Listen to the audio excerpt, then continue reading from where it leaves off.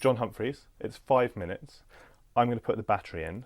If you'd be kind enough to count us down 5, 4, 3, 2, 1 when the battery goes in. Here we go.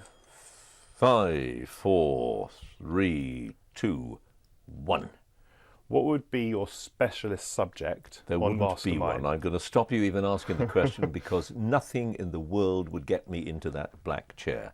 Absolutely nothing. When I got the job of chairing it, I was asked by every single newspaper in Fleet Street this exact same question and said I wouldn't have one. And in the end, because they all wanted me to do it, you know, to answer questions and to be the victim, as it were, and I kept saying no. And then the Evening Standard came along and said, well, I tell you what, you can have your special subject as John Humphrys. So I said, yeah, all right, then I'll do it on that basis. And I still didn't get all the answers right. So nothing would get me in that chair. Nothing. Quickly tell me, how did you get into journalism?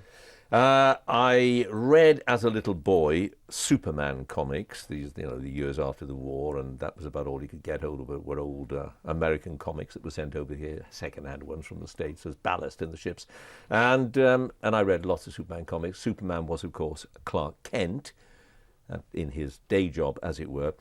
Clark Kent was a journalist, a reporter, and I figured that little sort of brain of mine, my 5, 6-year-old brain sort of said, you know, become a reporter and then you become Superman and, you know, beautiful women like Lois Lane, fancy and stuff. That's how it all worked in my very childish brain. But it stuck, and I never wanted to be anything else other than a reporter. That's all I ever wanted. Pathetic, isn't it? What do you think you would have been had you not made it in Well, how can I journalism? say? I have no idea. I never even thought about being anything else. Didn't even occur to me. Never has occurred to me.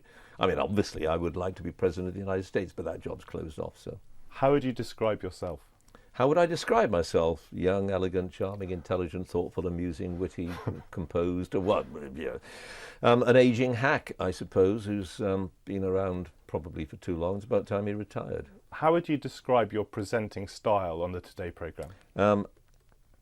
Persistent. That's the serious answer to that question.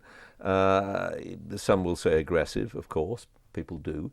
And occasionally I have been known to be a little aggressive, but I am not aggressive if people answer the questions. And when we say people, we mean politicians. If you're talking to civilians, as it were, it's different. But there is a different set of rules for politicians because they are in power over us and therefore they are accountable to us. And by us, I mean the population, not to me. I ask questions on behalf of the people who are listening to the programme. If they don't answer the questions, then I am persistent and try to make them answer the question. And that suggests to many people that I am aggressive. I don't regard that as aggression.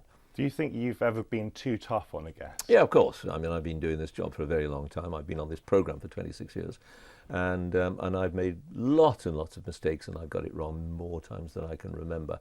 But by and large, I have become rather more gentle as time has gone on. I think now I tend to smile rather than to scowl if I get a bit of nonsense from a politician, which of course I do all the time.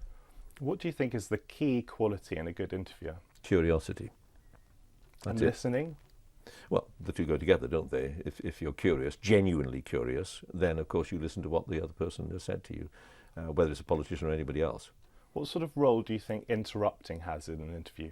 If the politician is, and I repeat, it's the politician we're talking about mostly here, is telling you the same old stuff, is refusing to answer the question, is repeating what he said 14 times already, and is not the answer to the question you asked, then you interrupt. Otherwise, you get a party political broadcast, and we're not in the business of that.